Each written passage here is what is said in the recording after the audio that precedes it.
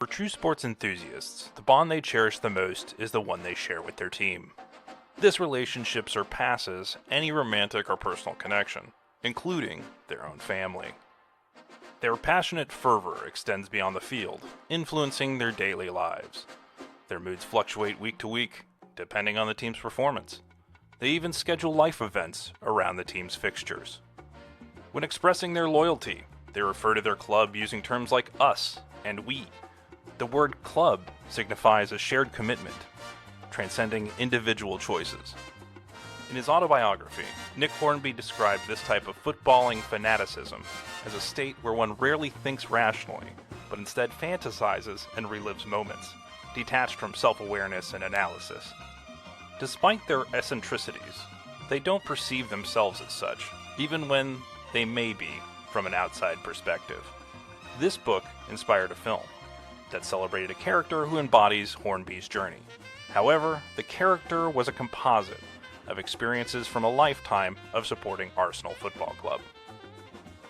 Both stories explore the question of whether it's possible to coexist between a romantic interpersonal love and a lifelong obsession.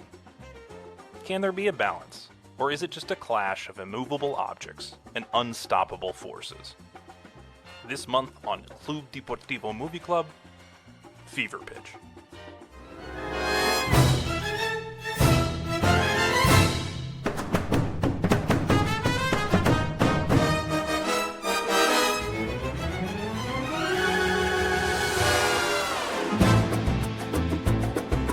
Club Deportivo Movie Club.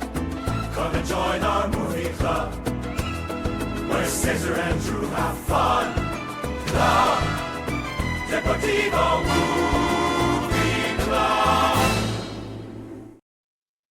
Hello and welcome to Club Deportivo Movie Club. I am one half of your hosts, Drew Stack, here with you here on a Friday, bringing in my co-host, Mr. Cesar Hernandez. Happy New Year, Cesar. I guess we can still say that this late in the month? Can we?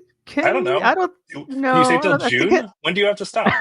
I think it's a little late for that, right? I already feel All like right. 2025 is actually moving a little too quickly already. I'm a little worried because, Running like New away from Year's us. rolling in, and you're just like, all right, I'm gonna plan on doing this in February, like that in March, and now it feels like things are moving a little too quickly. But nice to see you, man. I We don't have to bring up the intro every time, or the theme every time we do the intro, but I just It can't just help gets you forget, so like, jazzed. It gets you I so, know, man, it's you so know, good, dude. It's so good, man.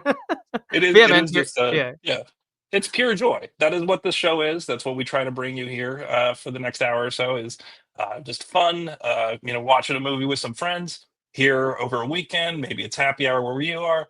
That's kind of the vibe we're bringing you here. So just a good vibes here into 2025. We do have some New Year's resolutions when it comes to the show. Our goal is to be a little more concise with the plots, Cesar. So we'll do a little bit different summation, a little less exposition from yours truly.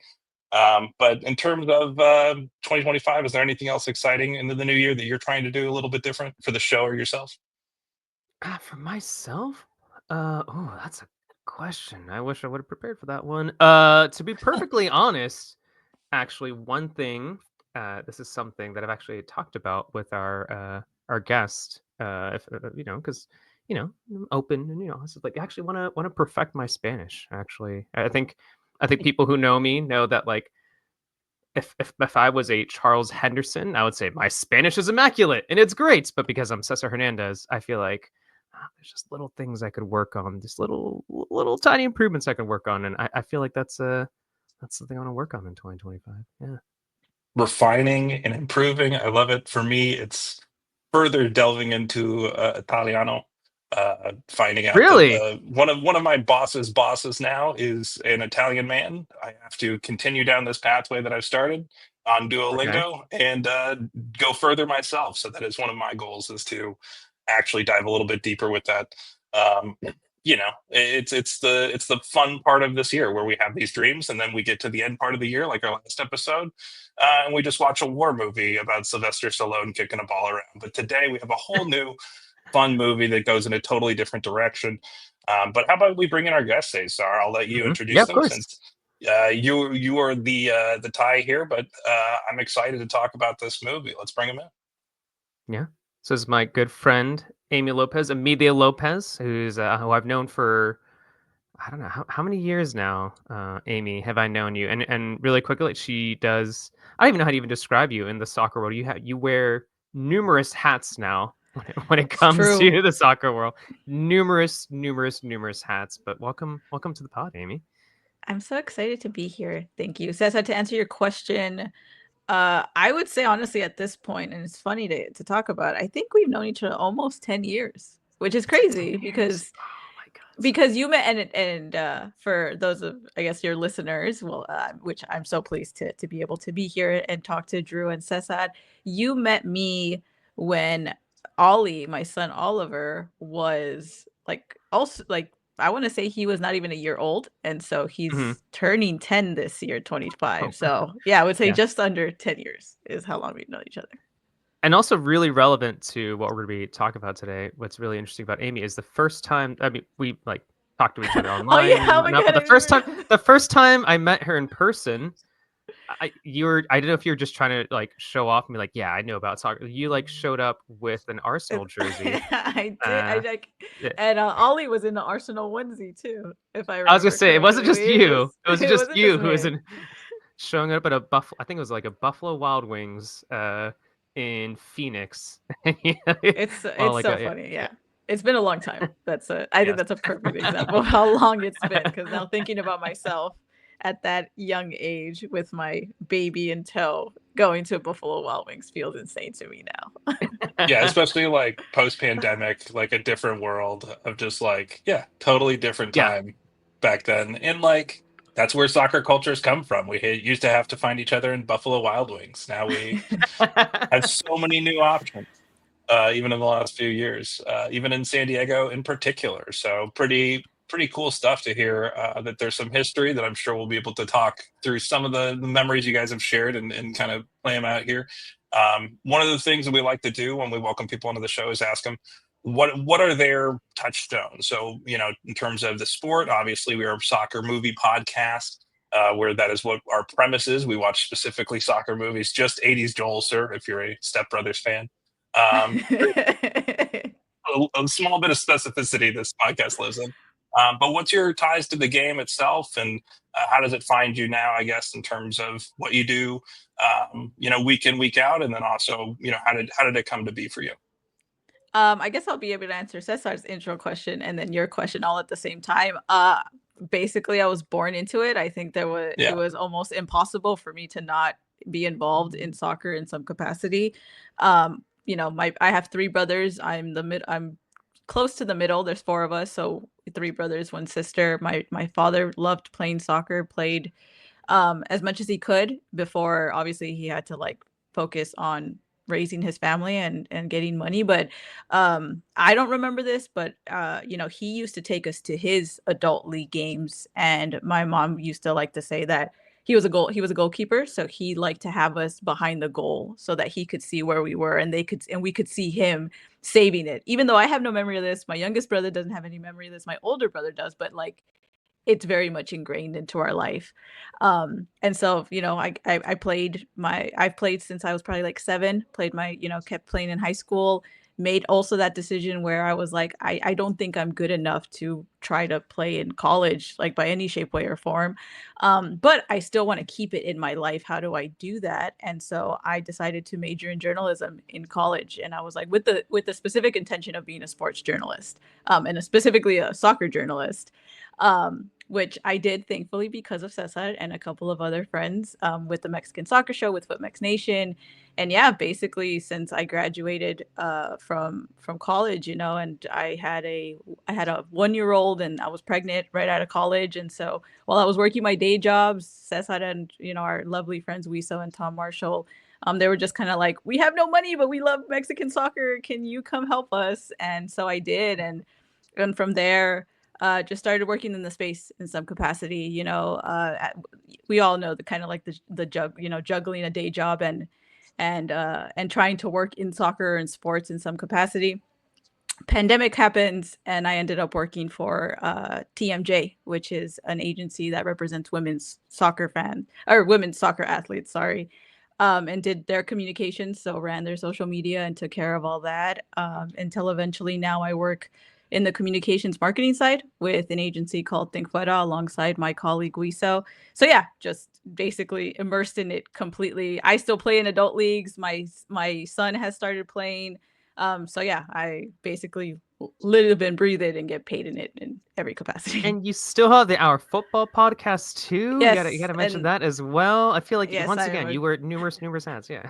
numerous. Yeah, and I'm a co-host for the Our Football podcast, which covers Mexican women's soccer. So definitely in it in every shape, way, or form, which, you know, kind of full circle leads me back here because Cesar and I have been good friends for a long time. And you know, we watch a lot of shows, and we're probably gonna get into that. My brothers and I grew up like almost unhealthily immersed into film and television, but we'll get into that in a little bit. Okay. Nice. That is our follow-up here, but it does sound like you fit the premise of our question with this film overall today. Is like, is this an obsession for you? And it sounds like a resounding yes, in that sense, which, you know, is awesome because I think that'll psychologically lead us exactly where we want to talk about today with our movie. But Cesar, is there, I think something that you would want to talk about here is generally what kind of you know, just general movies and TV shows do you want to enjoy, you know, Amy, and then, you know, Cesar, in terms of touchstones from you in terms of things that you found that you've enjoyed, at least collectively. Were you going to me for this? I thought No, we I were said like I said as a follow-up. I'm gonna ping back to you. Oh, okay. Oh, okay. I was like, no, like I was like, what is it? Is this episode 1, Drew? Like, yeah, Lots no, of let's go lots to of A. triangulation. I'm back in the episode 1 room. We've recorded in 4 different rooms. I'm disoriented. But yeah, we're back in room 1. So yeah, but no. So Amy, what are your movies and TV shows that you like to enjoy? You know, hot things that you're watching right now, or just things that you found to be like favorites that you know, all-time classics? You know, it's funny. My family, as an entity, we very much like typical. We like to gravitate towards sports films. That's very much like Okay. our bread and butter. Like as a family, we definitely love. Uh, you know, like I said, I grew up with 3 brothers, including my father. So it was very much sports, action. You know, mystery sometimes, but it was very much in that male-dominated sector.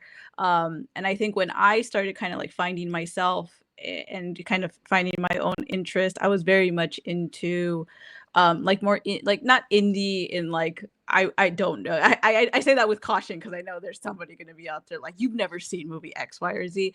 But like I loved Garden State. That's probably one of my favorite movies.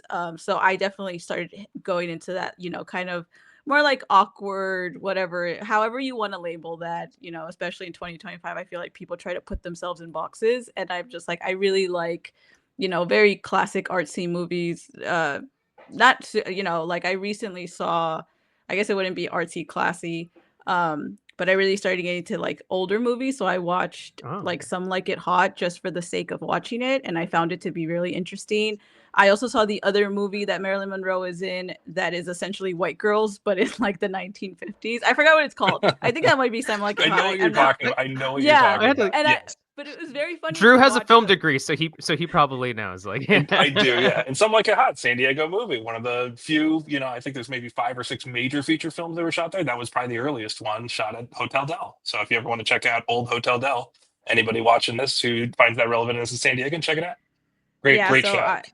I'm gonna I figure out mean, which movie this is. But go ahead. no, so it's funny to try to answer this question, but I, you know, I consume a lot of, you know, movies. Pixar is probably like I liked animation and stuff when I was little because I had like this really huge fond for drawing. I wasn't very good at it. But I love like the essence of Pixar, just like how it came to be, how the movies are formed, how they collect, you know, this kind of like philosophy that they have, and I like to see that in different capacities. But yeah, it's a very much a mixture of like your classic Remember the Titans, Gladiator, and then obviously like something like Garden State, you know, most recently I can't believe I can't even remember any of the movies that I like. It's like suddenly I have brain fart. But We to put you on answer the your spot question, there, to be it fair. did We put me on you the spot. Yeah. All of a sudden, like I don't have answers. No, it's I'm like, I love those choices. Great kind of esoteric choices in terms of kind of collectively picking out things that you find that resonate with you. I think that's awesome. Stories that speak to you. I love Garden State came out while I was doing my film school thing before I became more into a IT professional, which is my current day job now. But still love movies, still love the production side of things, and kind of how that brain works. It is, I think it is Some Like It Hot is the one you're thinking of because that is like where they go undercover Is as that it? like Okay. yeah. women to Then kind of what? Then I woo. can't. Yeah. Then oh, I think it's the 6 Year Itch. Then is the other movie that I recently saw from Yeah, it's hers also that I great. was like, Yeah. oh, that's an interesting movie. Yeah. Obviously Guillermo del Toro, have to love him. He's an incredible director. Pan's Labyrinth is an incredible movie. Pinocchio is a great movie. I'm really excited to see what he does with Frankenstein because that's one of my favorite books. And Yeah. so it goes all over the place as far as like movies that I really like. A recent sort of that I started watching that I really really enjoy is Severance, which I know got really Okay. Yeah. which really But it got feels like a cool. movie, doesn't it? I got bit by the bug, yes, because of their marketing like thing that they did. I think it was in that I can't believe I can't remember it, but the place with Grand the Central. trains. Yeah, Yes, yeah, Yeah, the Grand place with the Central. trains I Yes. in New saw that. Yeah, York. it's cool. Yes. Just throwing Yes. that up. But no, that show was really cool. And then to further stretch my taste, one of my favorite shows is Gilmore Girls, so it goes all over the place. It hits like every You part of. speaking my language, always on in my house. I'm not the one putting it on, but through osmosis, I consume my, my fair share That's of Gilmore Girls. that's Last also the month, I same bought thing a with me. advent calendar for Yeah. my wife that was Gilmore Girls themed. So there you go. Always on here. I think I actually live in pretty much Gilmore Girls. The little town I live in here in Wisconsin's kind of like that. Kind of like the town there, Stars Hollow. Jeez, I'm having a brain fart now. There we go. It's going around. We're just having a good time. It's when We you know are. taking it easy on a Friday, and you're like, "What's that thing?" And sometimes you look it up, and sometimes you just let it go. But in this case, we're getting there, and I love the kind of notes you're hitting here. Yeah, that installation at Grand Central was very cool. They essentially had like a cubicle where people could walk up, just people who were in the station, watch, and some of the real actors from the show. They had people doing it around the clock, almost like for 8 hours, but they had a shift where they worked for an hour, where they pretended to work and like did a whole rehearsed thing. And so yeah, it was pretty cool to see kind of the more artsy side of that come out in terms of promotion as opposed to just the same like commercials and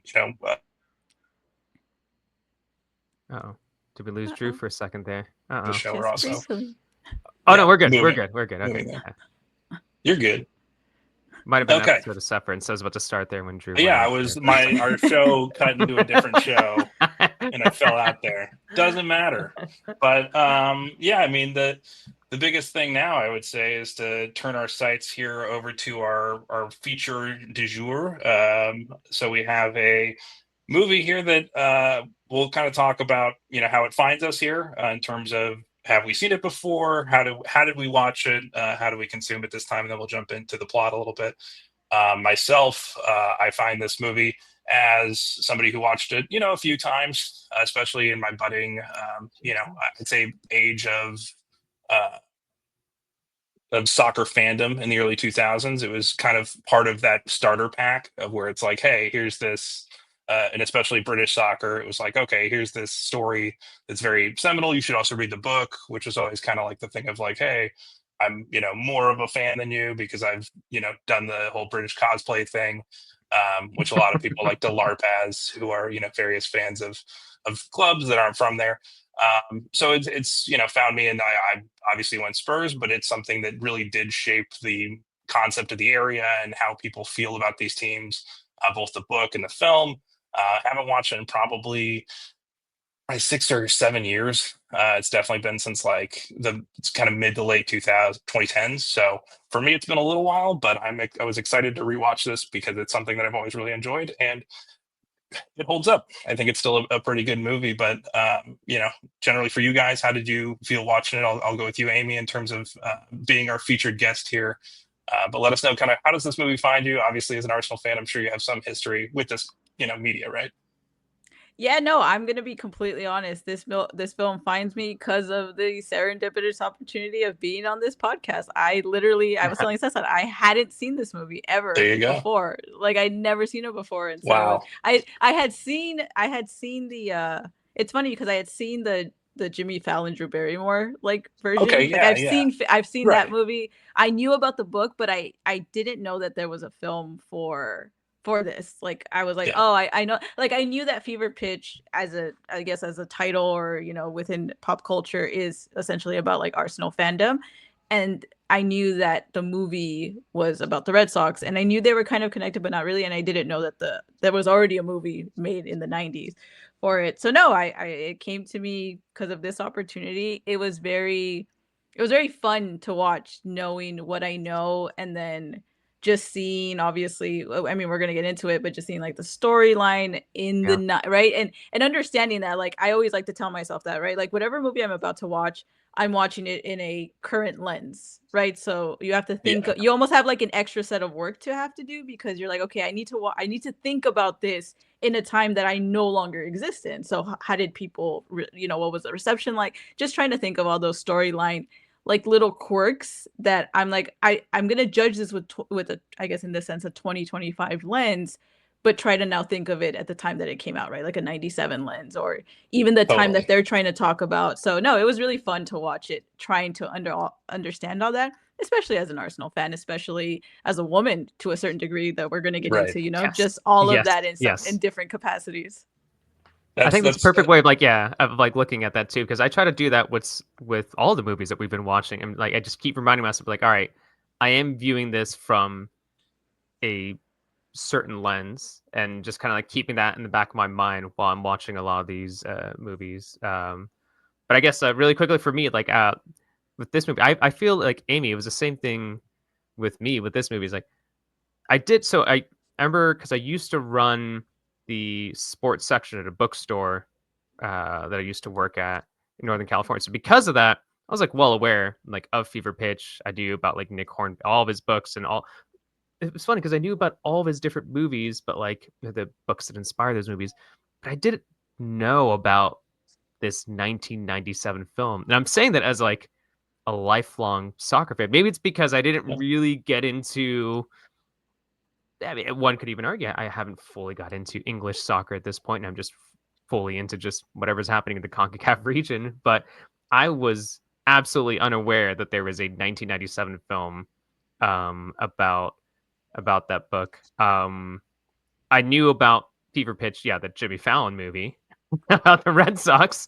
I mean, which maybe like Amy, we probably saw a lot of marketing about that, and we live in the U.S., so therefore we would see that. But I had We were no all kind of idea like age about specifically movie going types around that yeah, time too. true, It was definitely the like true, go to the movies on Friday time, I think, for us generationally. yeah, So I think that's also where it kind of hit. And there was just more, obviously it reached us versus this was produced by Channel 4, which is, one of the fourth channel that spun off of the BBC and then had its own film unit. So it's a very regionalized British thing, right? It's a very British story by a very British author, produced with one of the most British actors possible, that we'll get into. But like like it like is, if we were yeah, this age, if we were this age in 1997, like if we were like right yeah. now at our current age, like maybe we and still with our soccer fandom, we would probably have known about this, maybe have seen it, but I had no idea about this, which is a common thread, which is why Drew and I are doing this pod too, because there are so many Yeah. movies and soccer movies that I've yet to see. So it's also an adventure for me to figure all these things out. There is a lot of movies in here that are just kind of like I'm excited to get to because I haven't seen a few of that. I'm just like, oh, or I haven't watched like The Big Green for 20 years, right? So it's like just like Oh, rewatching that's that. a Like classic. I don't remember Yes, anything about it. So yes, that's kind of the yes. fun here is discovering Can these I things. come back for the green pitch? I'd love to talk about the green pitch. I'm Yeah, already inviting myself for next time. Amy, you're just like, actually, can I jump on every episode? And just yeah, I have fun here. This is a fun space. No, but like, and you're totally right. Both of you spoke about it, but it's like the media and context is massive, especially when it comes to film. Just in terms of production value, they put so much into creating a time and place, right? That is, being viewed in a context of 1997. It's also conventions and storytelling then, right? How you told a story is a little bit different then versus even 2006 or, further on. So I think all of that kind of plays into what we'll talk about here in terms of how we emotionally responded, especially as you guys viewed it both kind of, I think, Amy, it's cool because you're kind of giving it as a gift to yourself later on in your fandom here to like enjoy this media that brings back, I'm sure, a lot of nostalgia that for a time that, just it was before where your club is now, that I think is why I enjoy this a lot. Just even going back to it was like, I'm so layered in now of, as somebody who dislikes Arsenal generally, that I feel like generally, yeah, that's kind. That's being conservative. Delve into this, yeah, I would say, but like as a Spurs guy, like it's gotten to be such a droning sound of like where the team is now and what it's become over 30 years from when this takes place versus the context in which it takes place as a film from 1997 portraying 1988. 89, and then and even before then a little bit, but like the team was it was almost flipped. It was almost Tottenham's, and if you read the book too, I mean it's about, hey, Tottenham always got the better of us, or we felt like they were kind of a little more polished at that point than where we were getting to as a team, and this kind of struggle, and also just the Highbury generally for me is was a huge part of it for sure. Yeah. No, yeah, that was definitely. I mean, I know we're gonna get into like we're gonna get into the film, but that was also really right. Yeah, just the essence of, because as far as my Arsenal fandom, it came much later than some people. Like it came around like 2010. Like honestly, like it's been it's fresher in that sense that I've told like Arsenal fans, and I tell my soccer friends, right? Like I have no awareness of like the winning days by any shape, way, or form as an Arsenal fan. Yeah. Like it's all nostalgia for me. So even that sense, and including Highbury, right? So for me as an Arsenal fan, it was almost like when you find out that like your parents used to be kids and like you see home videos of them as children, right? You're just like, oh my God, I know this because I've heard people talk about it, but then to kind of have like a film depict, no, here's what it was like for for us to like live in this space as Arsenal fans in some capacity. Like that was also really cool. That was definitely a hint of nostalgia of something I've never even experienced. And then getting to see what that was like for them at that time was super cool. Yeah. That's like it's almost like a thing where if it was, it's obviously a condo unit now, I believe is kind of what's taken over the old stands in that area, kind of filled in with housing, which is good. But, if there was like a football Disneyland where you could go to like a preserved old version of like a match day I'd say pre-Premier League kind of, I think it would be very interesting to visit some of these, old grounds in that space, obviously Spurs have upgraded as well, but it's different. And that's one of the things where I feel like it lost its soul a little bit for me, at least in terms of historically, it feels a little bit more far-reaching because they've set it up, both of these teams, to be less of what they used to be, which was, hey, a community team that's built in this neighborhood. And now both, even though Tottenham did it right in the same space, I think that's, kept the culture in some ways, but in other ways almost shows a stark contrast to like what it's become versus what it was, because it's just in the exact same place versus Arsenal almost moved, kind of a little bit down the way to a bigger spot that was easier for people to get to and a better, facility in that sense, more modern. But do you lose a bit of that soul with your team as that happens? And I think any fan has to say kind of, yeah. I mean, it's impossible not to, but you're transitioning to a new era, which in this case brought so much success for them that it flipped the script from being, hey, lovable losers or people who are almost getting there but never really reaching it, to now being, one of the most, if not the most champion club in the Premier League era, really, for, over a span of 20, 30 years, as you said, like gaps there in between where there's been less success, but always picking up trophies here or there, always having European success to some degree. And so, again, begrudging respect here, but at the same time, I think it is cool to be in that time in this film. I think that was what was exciting for me. Drew saying begrudging respect. And then also in the back of his mind, he's also saying, but he's just like Arthur. He's just clenching his fist at the bottom. He's like, yes, exactly. Yeah, he can't tell. I was just saying, like, you can tell he's just. For the viewers who are only listening to this through the audio format, Drew is actually pacing around his room in frustration. In frustration, just like, oh, I can't believe I have to say this about Arsenal. I have nothing. All right, should we dive into the Yeah, film? let's Yeah. jump in Let's do it. here, Yeah, guys. Let's yeah. get on this. Again, film released in 1997, based on a book by Nick Hornby, which is an autobiography of his life. They translated that into a film, which was based on a composite character named Paul Ashworth, who's played by Colin Firth, who we meet in the first kind of opening scene of this movie, where he's a child, and we get that theme throughout, mirroring his childhood with his adulthood. Which is kind of just some fun juxtapositions, and just you can see where the inner child comes through in all of us when we watch sports. But we meet him. He's a lovable but completely unhinged Arsenal fan who's a school teacher, an English teacher in school, who's a very good teacher, but at the same time likes to kind of take flights of fancy with his kids, and gets a little bit rapturous to the point where his teacher on the other side of the wall played. Lady Bridgerton herself. Lady By- Bridgerton. Yes. That's what Kimberly was telling me, actually, but I didn't hear yes. I was gonna say Sarah Hughes, great actress. She's been in so many different things over the years, but obviously Bridgerton, more notably recently, and probably what she'll be remembered for mostly, probably, to be honest. But she enters as kind of this very stodgy, in the case of the first film, Cesar and I, to go back to episode 1 again, tropes. There is a lot of tropes in this film, but I'd say yes. Yeah. And again, it's a romantic comedy.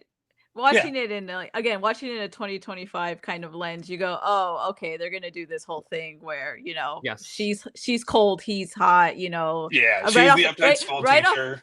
Right. Yeah, right off the bat, they give you this like intro to her that's like, oh, here are the rules in my class, and here's what you must do. That I go, okay, I get it, but again, we're existing in a time where they kind of have to make this very apparent juxtaposition between the two. Yeah, I'll say that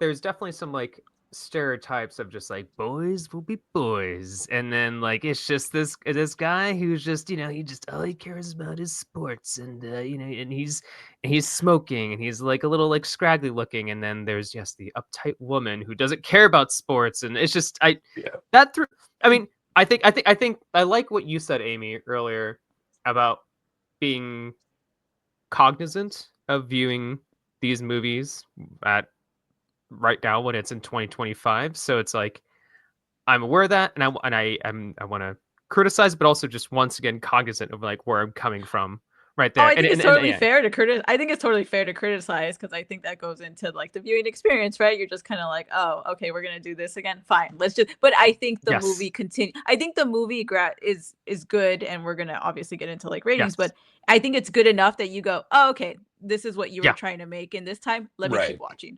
It overcomes the burden of storytelling in that time, I think, to some degree. Yes. Right. But this is like a convention. If you upend a convention, do people enjoy this as a romantic comedy, or do they go, it's a weird movie, right? So it is made for a broad audience, I think, in that sense. And that's where you get these big paintbrushes as opposed to smaller details. But I will say the characters generally to me felt a little more lived in than some of those other broad characters. I think both of them broad, and both are great actors. So I think they just have, obviously a big arsenal of tools to pull from. But they, it's like, it is just so tropey in the sense of like what I wrote down here is like, she probably thinks offside is a traffic rule. Like she, it's like, that's the way they paint with these characters, is like, he's not thinking about anything but that. But at the same time, it's based on a real person, where if you do read the manuscript, essentially his book, gets into kind of all the time. If you're an obsessive fan, you're thinking about your club, or you're thinking about your team, whatever your number one is or whatever. And if somebody asked you, if your significant other said like, what are you thinking about? Would you be like, yeah, I'm definitely thinking about how Spurs really need to sign, another center back and a striker by Monday. That's what I've been thinking about for the last week. But I'm not going to say that every single time I'm asked, because I'll seem insane, which I think he says at some point in the movie. Like I can't say that out loud, right? So there's a certain depth to these characters that's written in, but at the same time, it's played very broadly in the screenplay, I'd say, versus the book. I will also say, not to get nitpicky so that we don't go on forever, but as far as like the intro, it's just me, and I'd love to hear you guys' thoughts. But something that I didn't love right off the bat was, okay, you're essentially having to show how this fandom came to be for this person, right? And they kind of do it very exaggerate, well, not like purposefully exaggerated, where they're inside the ice cream shop with their dad, right, and they're both just kind of bored, right, and so they do this very apparently where they're like, hey, next time let's go somewhere else, right, and it kind of fast forwards, and then suddenly it's like, oh, I'm gonna take you to a football game, and he even says, well, I'm not that huge of a football fan, right? And again, it's just another option instead of a movie or whatever. Yeah, setting it up exaggeratedly so that they can make the point of this fandom. I was a little underwhelmed by how they presented. Suddenly he's very interested, because literally all he does is look at the field, and all of a sudden he's like into it. And I was just kind of like, I haven't read the book, so maybe they were trying to broaden or try to bring... It's a real story to that extent. Like, the matches they highlight are the real matches he fell in love. He fell in love going to a 1-0, rebound off a penalty against Stoke. Like, that's how he was like, I'm an Arsenal fan now. I am Arsenal. But it is the way it was presented was, I do think, totally exaggerated. I think the sense of like I'm not even a fan. Like, I think there had to be some sense of like, oh, I want to fit in with these kids at school, or like there was probably a little more of a thing there than what it was. But yeah, because for me it was like the technical visual thing of like, he looks at the field and then all of a sudden he's like, I'm in, like, it was a very weird. It was a very weird where I went, again, the rest of the movie is like, we'll talk about the rest of the movie. I think the rest of the movie does a very good job explaining this fandom, but it was just like that particular like moment that they chose to say, oh, this is how he became a fan. Like, it was literally just looking at the field. I like, if that is the case, again, because I haven't read the book, if that is the case, cool. Nobody should take that away from you, and artistically they have a right to respect that moment. But for me, it felt a little underwhelming. Like, I was just like, really, like, that's the moment you're gonna decide. I also agree, but I also think that there might have been some difficulty, because like I read most of the book and it was fine. And I mean, spoiler with how I feel about this movie, I think it was fine. But I think what might have been tough too is that they clearly didn't have the budget, or didn't have the rights, or there was some sort of complication with what they could show. Like, there was no gameplay, and I wonder if that was specific. It's probably broadcast rights in the UK. Yeah. It's the same here with NFL or whatever. Yeah, so I think that's what made it really difficult too, and that's why it makes it a little tough. Where they're just like, right, how do we convey that in a movie? Maybe a little bit easier. You could just write about it in a book, but I think like in a film, it's just like he's just there looking at. Well, you only see him. You don't see any of the field, and that's what kind of like makes it a little tough. Well, it was just, and it struck me as weird, because throughout the rest of the movie, they do make this point of having him like do voiceover work to kind of bring the plot on, or kind of explain like what his thought process or what his viewpoint is. That it just it just felt like it was an element here missing that the rest of the movie does a very good job of. That because I was excited. I was like, they do the whole thing of like, I don't like football. Okay, well, come with me to this game. You're gonna go. Even the turnstile thing where he's like a little awkward because like he can't push it. I'm like, okay, I get all of that momentum built, and I'm like, I'm really curious to see what it was. Was it, I don't know, something exaggerated, like a player talks to him, or maybe somebody says something about like, this is the team to fall. Like, I just wanted a detail, and for it to end up being like, no, he gets to his seat and he sees the vast, incredibleness of the pitch. I was like, okay, well. I mean, all right. A counterpoint, I would say that when you are there and it's, but I think if in your mind you visualized it and then you go, I think it means more than just like happenstancing in a place, right? So I agree with you there, but I would say like for some fans, if they built it up and then they do go, like it cements it for you in a way.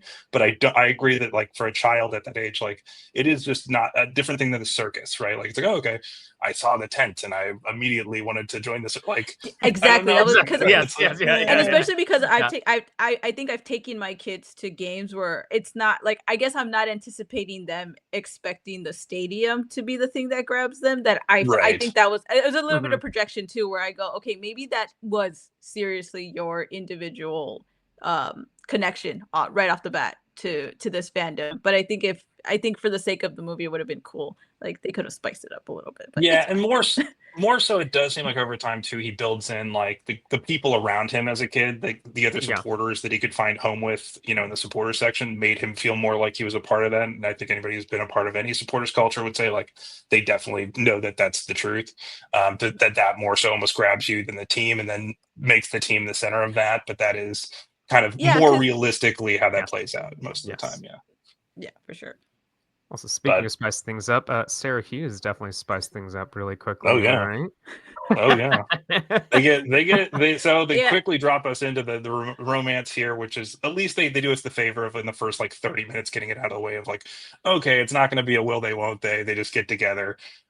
She's like, "Hey, come over for Guys are coffee. This home. is happening. This is happening." She was very Whoa, forward whoa. for not being forward You know at what? all. And again, from a 2025 lens, I was like, hell yeah, go ahead. Yeah, right. Like, I was like, this is You're like, yes, let's go. 100. No, and I actually did really respect that from the movie, because it is like they could have like wasted or spent like 15 minutes of this whole back and forth. She's Right. annoying, he's Totally annoying, we with don't it, really yeah. like each other, and it's just like we're, we're gonna do it. Let's just get it out of the way. Like let's keep the plot going, and let's Oh, just yeah. respect like the straightforward. Yeah. I was like that's fair. If anything, It was a very oh, yeah. progressive kind of plot point to That's a good way of do putting in it, the actually. Yeah, in the never thought 90s, about that. in the Okay. 90s, in the late 90s, you know, to just kind of be like, instead of kind of Right. treading along this whole will they won't they, I hate her, they were just like, no, I think she was, even for her it was like, no, I think I'm attracted to this guy, fine, let me just invite him in and like not be Yeah. Not Yeah. the I like like awkward that. first date or whatever, right? Yeah, I 100%. like that. I like that you brought that up, because actually, like, I was like, all right, that's pretty presumptuous of her. What's going on here? And I like that you brought that's like progressive, Is because that like I a feel like that. is that a movie Like, plot, or is that something he says in the book too that happens? I don't remember. It's been He years since I've read he the book. talks through Yeah, part of yeah. it. They were really romanticize a lot of this, to be honest. Okay. I mean, it's again, it's a composite over like, hey, this wouldn't a whirlwind romance during this, be more fun. That's also why it's a different character and they don't use his name, I think, and certain other Mhm. things too. So it's his life condensed over that season, I think, versus in Okay. particular being But he that was like they're but is the book also about like him being in love with somebody, or like does he meet Yes. Yeah. It's Yes, okay. balancing both. yeah, it It's talks definitely about the balancing both. balance of romance and then eventually becoming a father and how you balance those things in terms of growing Oh, up. but Uh, are they not like foes at the is it not like a foes to friends storyline in his book too, or is it? I that's probably should have it's more reread it played. before we recorded. Yeah, Okay. I mean, I dove back into some notes here and kind of went back through it, but essentially yes, there's some of that, but Mhm. it's not Mm, really that as much as Yeah. here's the bigger. It doesn't get into like the details of like here's how our life came together. It's more of like here's where I'm pushing and pulling against that in a relationship all the time. And is got that it. in many ways, like the will they won't they is not will these two people be together because it's a romantic comedy and we've seen that they kiss in the trailer, so we know what's happening, right? Like that's already that's already what we came to watch. But it is, are they going to um is this relationship gonna outlast his fandom, right? Like, Mhm. is Mhm. that gonna happen? And will that tear apart this relationship more realistically, I'd say, than a lot of other romantic comedies where there's a sense of like, hey, there's this thing or that thing, obviously stretched to, a premium here in terms of trying to fill the entire film with this. But I would say it's done in a way that some of us have probably found that, in your life, you have to make sacrifices or you have to kind of like push your foot down when you really want to be a fan and say like, hey, I got to carve time out here because this is more important than a certain life event. But when you also have to balance that with, person that's supposed to be more important to you than anything else, and especially with, kid now for me, I can see that, for anybody, it's going to be a change in how you have to perceive these things. So anyway, they get together and then we get essentially the season kicking off. And I think at first she sees it as like, oh, he's kind of into this. It's not dominating the conversation of our lives, but I'm interested in it. Maybe I'll check the score a little bit. Um, and we do see a delve into her trying to be supportive of what's going on, and then we get to a point where they kind of hit a rift somewhere in the middle of the movie a little bit, and we get a hiccup, and we find out that very quickly Sarah is pregnant with their child, and that kind of changes the dynamic to the film a little bit ongoing. And there's a sense of, hey, they want to do this a little bit together. There's a fun scene, I'd say, in the middle of the movie here where I think it's almost exactly 50 minutes in the middle of the movie here, where they're eating together at an Indian restaurant, I believe, and they gets fire on his napkin, and the waiter has to come over and put out the napkin for him, which was a fun little bit. But Amy, was that similar to how you told somebody or found out, or was it for you, since you did bring up your kids, is it a different experience for you in terms of going through pregnancy? Different experience. I was actually on a soccer. It's funny. It's actually totally true. I was on a soccer field when I was like juggling a ball. Yeah, I was on a soccer field because it was winter break of my freshman year. Yeah, my freshman year of college. And when I was done with school, I would just play soccer, quite literally. And so I was like on a soccer field, and I was juggling the ball, and I was counting the juggles that I was doing. And now I'm saying this just for the sake of storytelling. I want to say that I went like 1, 2, 3, and I went, that's how many months I haven't gotten a no. And then very quickly, and then literally that same day went to a free clinic and got tested. And No way! Wow. Oh my God, I had no idea about that. I had no idea that was a story. This is your version of fever pitch. This is your quite literally. Yeah. I think I think watching it was very, it's very one-dimensional sometimes, right? Even like you're saying, right. Yes. We're on a train track. We're heading down the track for sure. It's very one-dimensional in the sense of like you have to do this for the sake of the plot, right? You have to make these very like, this man is obsessed with soccer, and again, gender dynamics too. Like I'm watching it and I'm going, I feel like him. I don't feel like the women that they're trying to make. 100%. I would love to see a gender swap version of this too, where it's a little bit different, or the other way, or totally different couple that's not gender norms or whatever would be very interesting. And so I'm watching it, right, and even the part where like her friend, I think they're scrolling through the TV and Rocky comes up, right, and she's like, wait, I heard Rocky's name. Can you go back? And like her friend's like, really, you care that much about it? And right, it's very one dimensional, but it's trying to make this point that even that was it's a very interesting like viewing experience to watch it that way, because they're trying to make this point of like, no, you can exist in their world, because they, like, I think even the friend goes, I knew the batting average for my ex-boyfriend, and like, why did I care about that stuff? It's like very one dimensional. It's like, even that is a very interesting storyline to have to comprehend. I think building off that too, I think the word that she used, which I think just reinforced kind of like gender stereotypes, was just like, oh, like he's colonizing you. And me and my 2025 were like, should we be using that word? But obviously, aren't you guys British? So. And everybody is white exactly. and British. Yes, thank you. Yeah, you're British. You're not allowed to use that word when talking about these kinds of things. But I think going back to the dinner.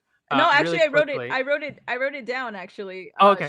She tells her that this is a sinister form of male manipulation to start listening to them talk about their sports. Where I was like, okay, they're trying to bring you down to their level and then leave you, and then be like, oh yeah, that was her whole take. I think was like, you're. That he's trying to demean you through his sport, I guess, which again is like a very gender thing. Even though she also projects to be, progressive in other areas, where she's like, hey, just like get forward with it, like just go at it, girl. But at the same time, like there is also that, I think now, especially just see how far, even if you made this movie 15 years ago, they did the Jimmy Fallon one. Yeah. Like the gender dynamics are they're no different in that one, where it's similarly like, hey, she's getting into this. It's a little less heavy-handed, I think, but at the same time, it's the same idea. Versus now, women's sports is so much a part of culture. In the last even 5 years, it's risen so much that I think that's also changed very recently. That it'd be interesting to see this a little more recently now. I also found it interesting because at least with Fever Pitch, and again, having watched the Jimmy Fallon Drew Barrymore version first, at least with that one, I felt like, not that it was okay, but there's more leeway in American culture to be able to be like, oh, he's a huge Red Sox fan, she doesn't know about sports, and kind of have that be a more centered storyline. Whereas like English, and maybe that speaks to like English culture, right? But I felt like there was more of this I'm glad they didn't make it so exaggerated, but at the same time, it was a little bit exaggerated, because I'm like, well, it's such a huge part of English culture that, of course, some women are going to know, but they have to, again, for the sake of the plot and everything like that, like they had to kind of push and pull this kind of essence of like, he's trying to bring you down to his level, and that's why you shouldn't pay attention to his favorite team. Yes. He's an academic too, though. Go ahead, Cesar. So I think that's part of it. barely, just like there's just the most tenuous little hold of him being an academic. And also, really quickly, Amy, sometimes I bring out yellow and red cards about things that I don't like. Boom! I'm bringing out a yellow card right here because I didn't like that least romantic dinner. And obviously, Drew, we gotta wrap things up really quickly. Gotta move on to Act 3. So don't you worry, we'll be doing that soon. We're good, but oh my god, the least romantic dinner of all time. When he's talking about the baby as an idea, and he's I think the line was, I think he said at the Indian dinner where he's like, oh yeah, mortgage, wife, kid, cool, and he just cool, yeah. You know what's so funny though is that you saw it as an idea. I saw it as maybe I'll throw that card. Like, as a woman, I went, this is kind of progressive in a sense, because at least he has the essence of a plan put in place. Like, they don't like there are moments of compromise, and I say that because I think earlier in the film they do this weird moment where, well, it's not weird, but they have this awkward moment where they're in bed together, and she is like, by the way, congratulations, I saw that Arsenal won. Yes. And then she's like, by the way, almost like and you look at it, it's kind of like a tactical move by her end, because she's like, by the way, here's Arsenal, your team did a great job. Hey, why don't we work around Arsenal's schedule to like plan a vacation? Right. And you see this one-dimensional essence of him going, no, I don't want to try to compromise because I don't know when their season's going to be. I don't know what the fixture list is going to look like. Where at least in that essence of character development, he's put an intention. Now, granted, it's still within the realm of like his area, but at least he had a plan that I was like, it is awkward, and she has every right to kind of go like, what the hell? But at least I was like, at least he has a plan. Like, at least he is a good person. I think generally that's what the film tries to tell us. He coaches the kids' soccer team. He is a very good, teacher to the kids. So I think in that sense they try to tell us he's a good guy, right? Do we believe it? That's a different question. But I think that's what the film is trying to say, is like, he's trying to be. Maybe it's because now he says it. Yeah, I think it's still a yellow card. I think you're right. Let's have VAR. Let's break down the thing. I think in essence it's still a foul. Right? It's still a foul. We're not going to rescind the card. We're not going to rescind the card. The VAR's looking back at it and going, sorry, it stands as it is, because he is still selfish in that essence, because he is making plans that she's like, whoa, what? Exactly. Like, have we even thought about what we need to do as people together? He's just kind of like, here's how I think it'll work for me. Here's all the ways that I'm going to kind of have him exist in a space, automatically already assuming it's a boy, everything in that sense. He's already imagining a scenario, but the bar's so low for men that for me, I was like, well, at least he has a plan, at least he's thought about it. If VAR could look at yellow cards, I'm just looking at that right there, the context of the situation, which I don't buy the relationship. I can't say that I'm rooting for him at all in this movie, to be perfectly honest, just the way that he acts. And I'm just like, I don't know. And I could see that. I could definitely see that point. But I was like, well, I just want to let's have a Socratic seminar about it. Yeah, there you go. To your point, Cesar, I think it proves why she looks at him and says, I don't know. And I think we're supposed to be on her side. Like, I don't know if I want this man to be in my child's life because he can't grow up, and I don't want him to force this lifestyle on my child or our child. But in her case, that she has the provision of.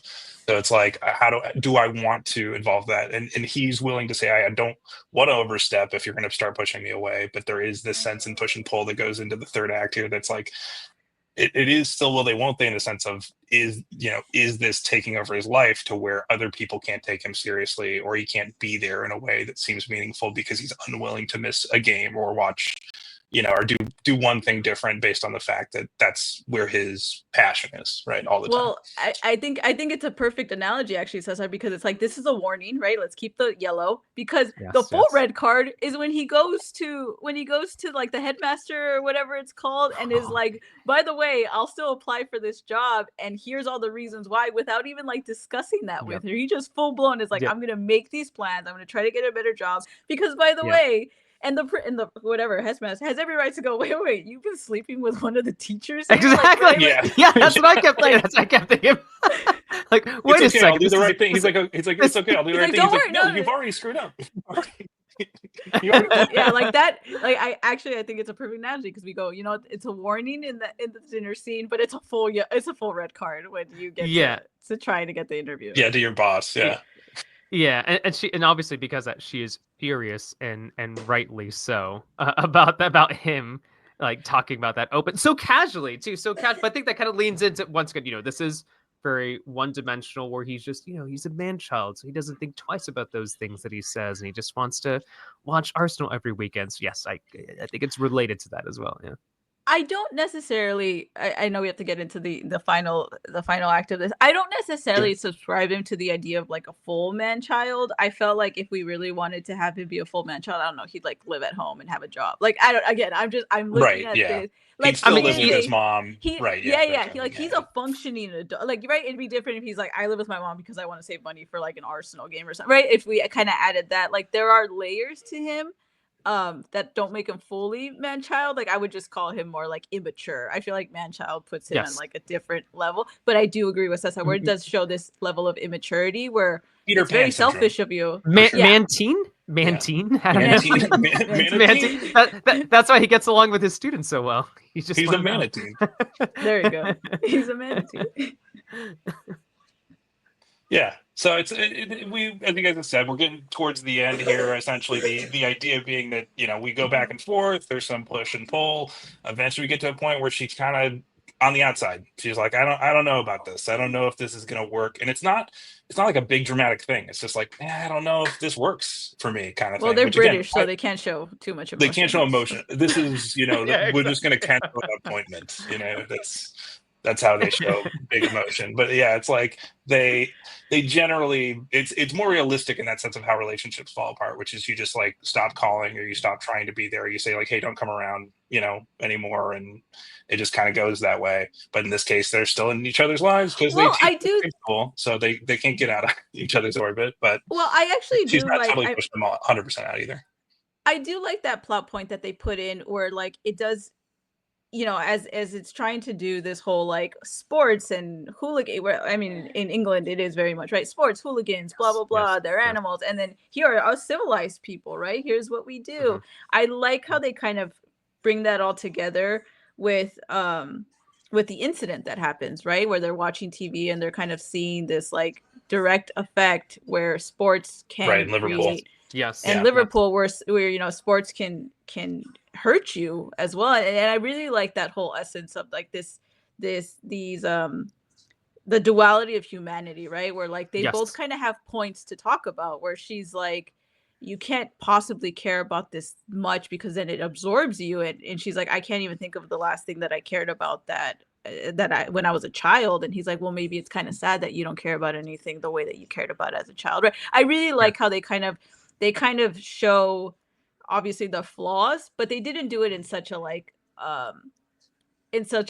sports bad, non-sports people good. They were just kind of like, no, sports and humans are, this essence of humanity and sports are all kind of intertwined together. And like you said, Drew, right? It is this very much of like this clash of like, life and sports all are kind of the same thing if you really break it down in some essence. And it ultimately ends, at least in that act of like, well, they just can't get along with each other. And this is where ultimately, like you said, like this is how things kind of die. It's not exaggerated. It's just what is at some degree.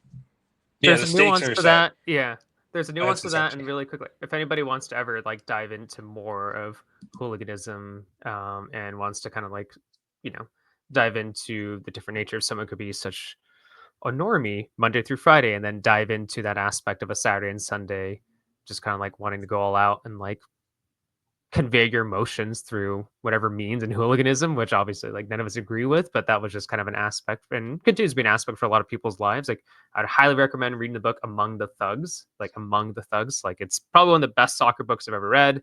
It's amazing, and it kind of sheds a little light on things like that. But anywho, before I get too distracted with that, Drew, should we dive into? Hey man, it all comes down to if you've read your history books, kids. There's one game that decides it all. Kind of the Aguero moment before that was a thing, but it was for Arsenal and Liverpool coming down the final day away at Liverpool.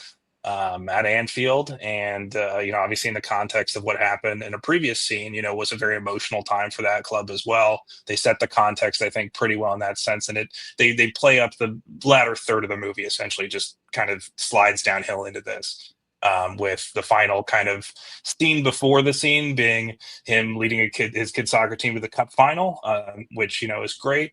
And they lose at a penalty that comes at the end of the game, where the kid who steps up to take it is the kid he's kind of pumped up for the year to be more of a sports fan and become an Arsenal fan. And then he comes over to the kid, and you don't know. It's hard to say stuff to kids in that moment because the kid says, "That's not what I'll remember for the rest of you." Look at me, go, "Yeah, that's hard." The kid will probably remember that for the rest of you can't talk about it. And he doesn't say anything wrong. He just says, "What if you could trade that for an Arsenal win tomorrow?" And he says, "I take the win every time." And it's like, that's how fans think. That's how the psychology of fanatics is like that, and sets us up for the final run into the end here, where we get a scene that's pretty much a run-on scene for the last 20 minutes of the movie until the very final ending, which is Paul in his apartment with his buddy Steve, who we've seen as a little bit of a hooligan himself, or kind of just a guy who loves the sport but is just as obsessed as he is, and kind of they feed off each other throughout the movie. Watching this match in real time, yelling at each other at the beginning of "Why don't we go?" And then we get into all sorts of fun shenanigans. Amy, have you ever watched a match like this where I'm going to leave, or I can't be here, or I got to walk out of the room, which Paul does very early in the match. He just says, "I got to leave. I can't be here. This is bad juju," or whatever. All the time. Like it's an essence. Like we laugh about, and apparently it's genetic, because anytime something happens for a team we all like the same team. That's another reason why my family is unhealthily close to each other. Nice. But every time like an exciting thing happens, my dad, or like a nerve-wracking thing happens, my dad goes to the bathroom, right? Like he just can't be, right? And he always happens to have to go to the bathroom when like if it's a PK shootout for like his favorite team, he has to go to the bathroom, right? He always has to leave. But no, I really like this too, because my son just kind of experienced this for the first time in his life. That juxtaposition of like, well, something happened in order for like the sports kind of like superstition, because I'm a Galaxy fan too, because I'm based here in LA, and I took my son to the Galaxy MLS Cup final last year, and we had to choose between him getting to play a semifinal game or going to the match, and I had to be like, I'm really, really sorry, but we're going to the Galaxy game, right? And his team ended up losing, but Galaxy won, and so I had to be like, well, wow. what did you prefer to, what did you prefer to live? Did you his team ended up losing like 8-0, so like the consolation made a difference. So like, there was no chance. He wasn't going to score 9 goals, right? No. Maybe. Yeah, but no. So it was it was fun to watch it there too, of just this these psychological kind of like things that we do to kind of cater to our love for the sport in various different ways. That it's funny though, because I was watching and I was like, it would have been cool though if like you made the PK kid and then you would have the PK win and you would have had Arsenal winning. But yeah, maybe he should have taken such a terrible PK.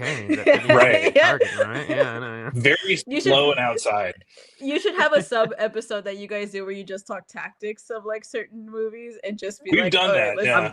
Yeah, we've talked about it sometimes a little bit. Sometimes I'll break it. I should have broken down the kids' tactics. I should have seen what offense he was running. I did not do that for this one. Sometimes I talk about with Drew is that like the actual tactics that we see on the field. But I think the only thing we could really analyze is either, like nostalgic actual videos that they showed from like the 1980s or the kids playing. So I don't think we could really criticize any of the tactics here. And be like, those kids, they're blob, like four. Like here's where youth development went wrong in England in the exactly. Yeah, right. Yeah, exactly. Yeah, or talk about how Taylor up top was actually a mistake, even though it works out for him in the end. We come towards this, and this is, I would say for me, the game that I watched like this was actually Ajax Spurs, which, West Coast time was in the middle of the day ish, or kind of late afternoon.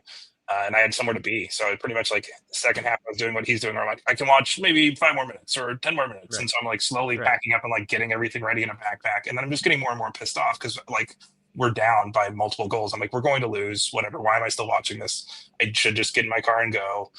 and leave, and essentially like fell down crying in a hallway because I was like, wow, we actually won. Like, we shouldn't have won. Like, that never should have happened. So just like when miracles happen, I think that's where people express it. So it was very real for me. I was like, I have exactly been there before, and that has definitely happened to me. So no, I think it's a pretty cool way it plays out. And honestly, you can't script history, which is that Arsenal did get a lead, earlier on, and they hold on to that lead pretty well. They give the drama of how you'd feel as a fan.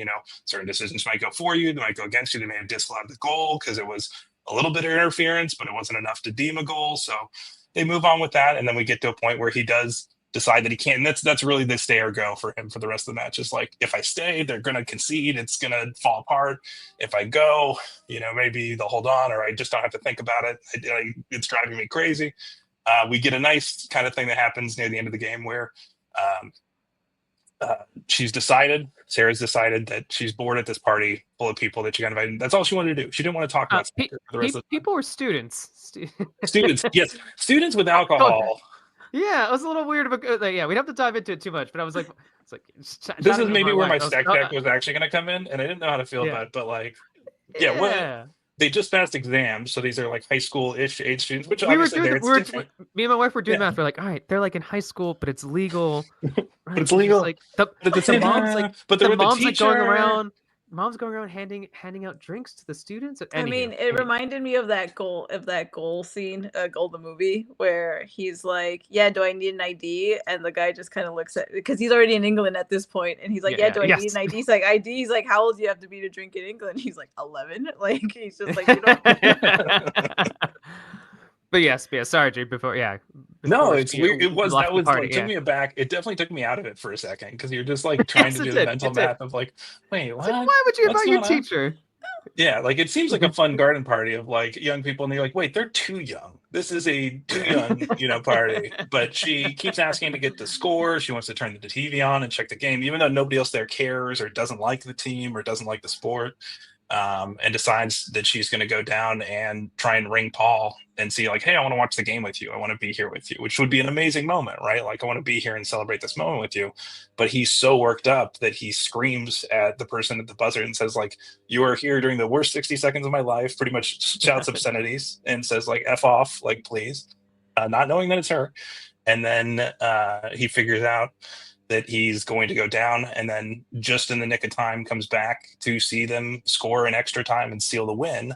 But she's walked away at this point. But there is, again, the kind of, did he lose her? Is it gone? But they won the game, and so there's a celebration. They spill it onto the street, and we get them coming together in the street, and everybody's happy in the end after a fun parade. And everybody works together to solve human hunger. No, really, it's just they won the season. Fun, joyous thing, I'm sure.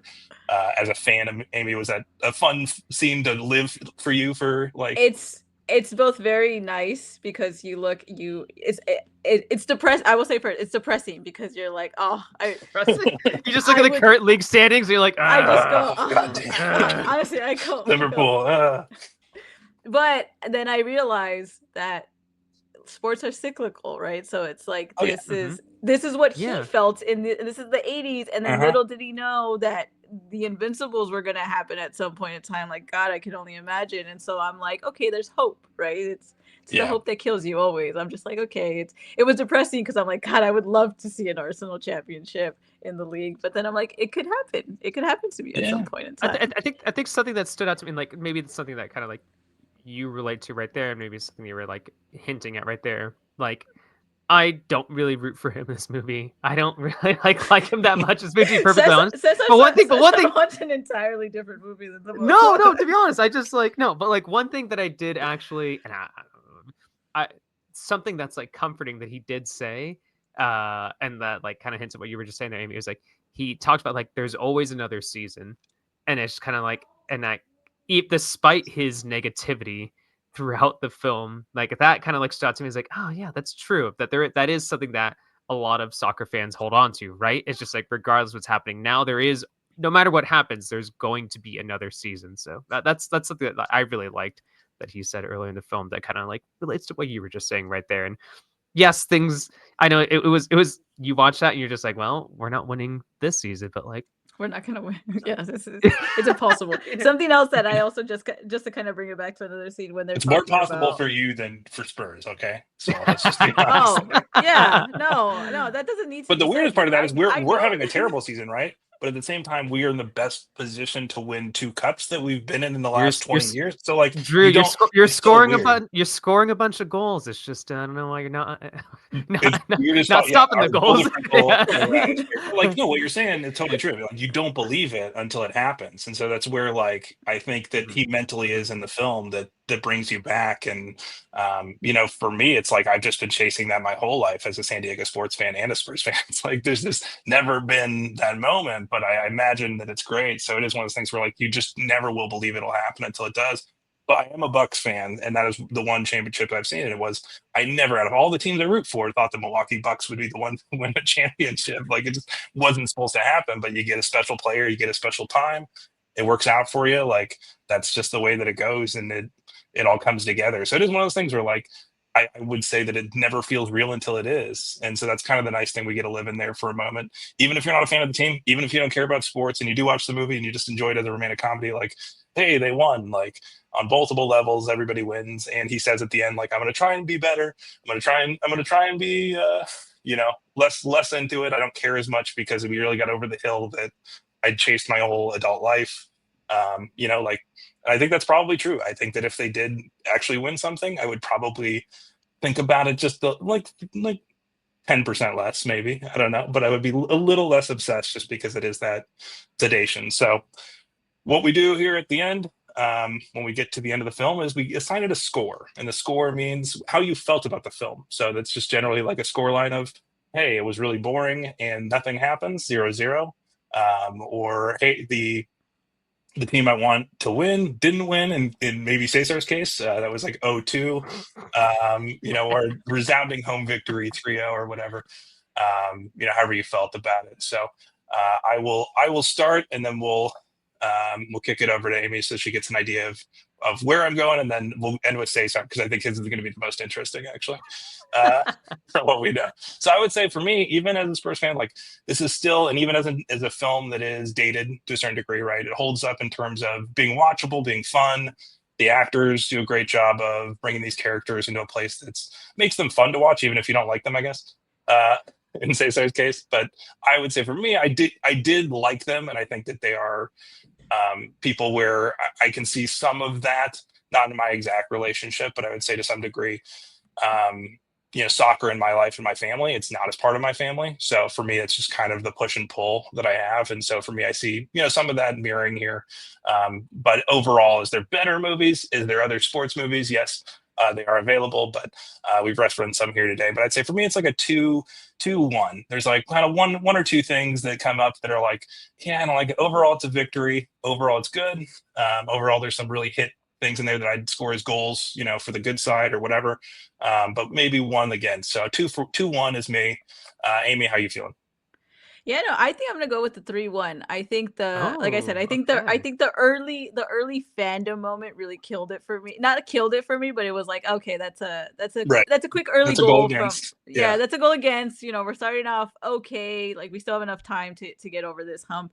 What makes it 3-1 for me actually, because I would say 2-1, like you said, Drew, but I think what makes it 3-1 for me, as I'm looking at my notes, which we didn't even get into, is although they are very one-dimensional in their gender dynamics to a certain degree, I really loved, and probably as a mom, the fact that they make the mom be like this champion for him to increase his Yes. fandom, whereas Right. his Yes. dad I like slowly that. Yeah. dies from it. And I like that kind of, I like She the uses it to fact connect with that her son, which I really did like that a lot. Yeah. you I know, think I it's really that's like a the good point. fact Yeah. that she's very, you know, she's very like, you can't go unless your dad's here. And he's like, but my dad's not here. And then like kind of talks about, here, I've already got it worked out. She's like, fine, you can go. And then even goes to get him tickets and then is talking about it at the table, right? So I like, as a single mom, like I totally love that fact, you know, where she's like, I don't, you know, you don't need to do this with your dad. I can do it with you. And so I really like that fact. And you know, just obviously as an Arsenal fan, it was going to be a victory from the very beginning. I think that the storyline, although it can get kind of butchered every now and then, I thought it was like, yeah, I think it's a solid victory of a movie for me. But yeah, you get one goal scored on you because of the for me, I'm really annoyed by that intro of how they introduce this fandom, but then also like I like these little nuances that are obviously very dated. Same thing, but I would say yeah, solid movie. Awesome. Cesar. It was a 1-1 draw. There's Oh, some man. moments Wow. I like. Oh, okay. No, I'm good with. I thought he was gonna say it's a 2-0 loss for No, me. no, it wasn't like I said, I think it was fine. I think it was okay. Yeah, okay. I think it got better as the movie progressed. I really appreciate the strong nostalgic vibes as the movie progressed too. Even the terraces. I think the terrace shoots they were at Fulham's stadium. Even though I don't think it was actually Highbury, if I remember correctly. Right, yeah, because they had removed the terraces by then. Yeah, Right. and I think it was like kind of cool that they actually use like actual like school children and actual Arsenal fans who would be like, I thought that was good, but just like I don't know, I thought that Hughes, she deserved better in this movie. She gave in to him too easily. More to work with, right? She was doing a lot of work with very little. Agreed. I don't buy the relationship. She should have run away much earlier in the film. And the last scene was dependent, and like the whole start of their relationship, beautiful relationship on what was going to happen with that Arsenal result, and I don't like that, and that's not going to be good for their relationship going down the line. So, I don't know. I thought it was fine. It was okay, but I didn't hate it. But I thought, like I said, there were some good moments. There, like there were some funny moments, but I'll give it a 1-1 draw.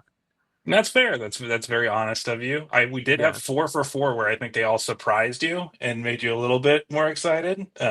Glory less so than the other 3, but we're trending down. Maybe we'll go back up on the next episode. But I like that you're being honest. Which again, all things considered, I just really do like Colin Firth too as an actor. Funny thing with Fulham, he was in King's Speech there, doing the King's Speech. So it's kind of comes full circle for him from there to his Oscar-winning role.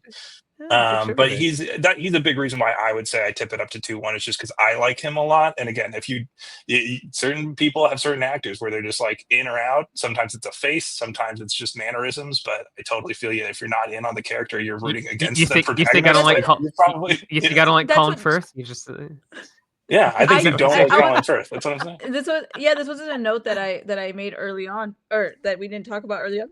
Excuse me, but I liked watching this movie in the time that I'm watching it now because I also love Colin Firth, and a huge movie that made me be a huge fan of him was The King's Speech. So then to see young Colin Firth, I was like, oh, is that the ultimate variable here? Is that like I don't care about Colin Firth, but the two of you do, so therefore like that was regardless what was happening in the movie.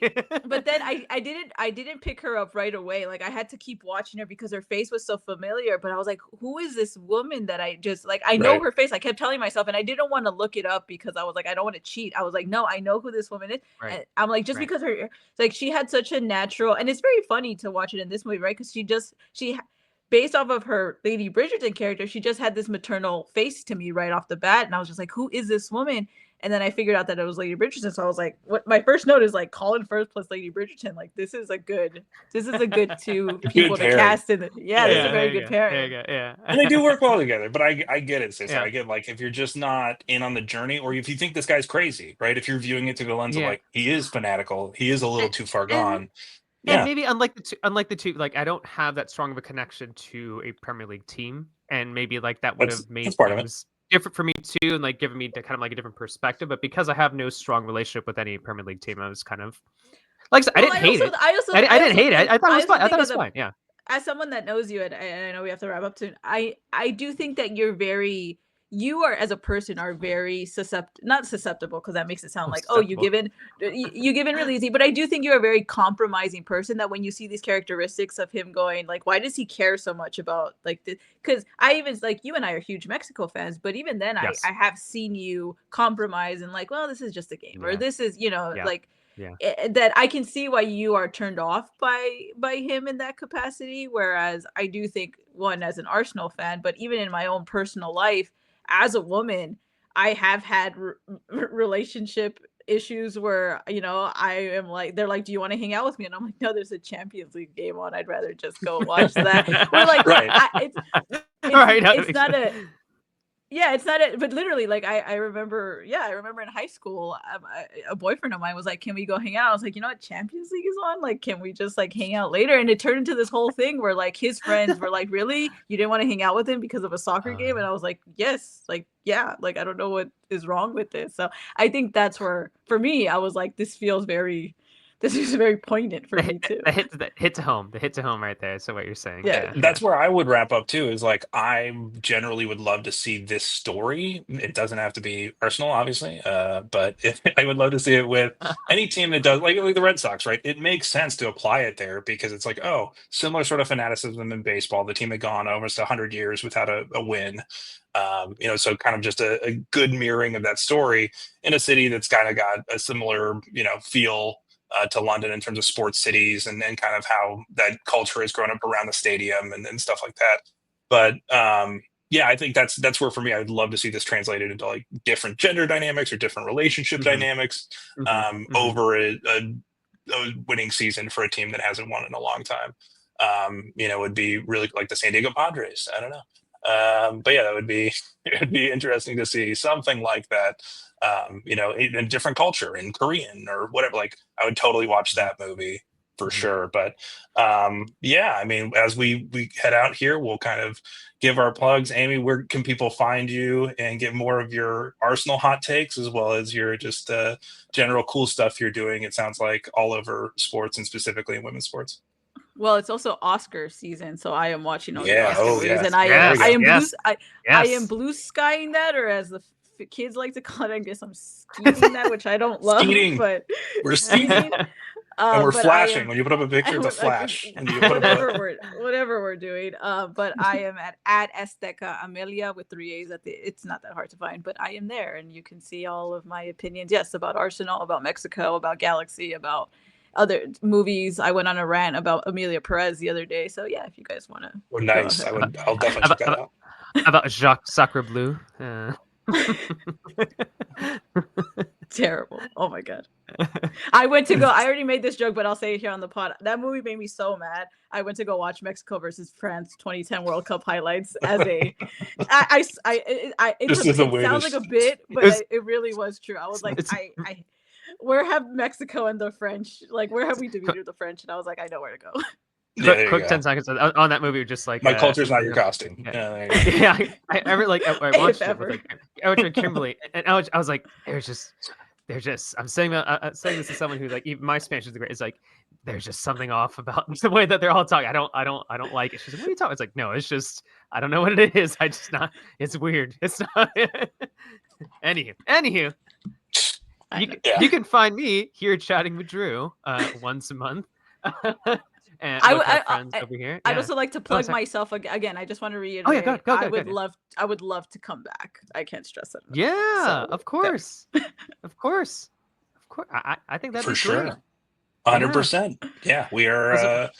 We'll get you back in here when we talk about Earbud World Pup. What are you up to? You're joking, Drew, but I have so many thoughts about it. You're joking.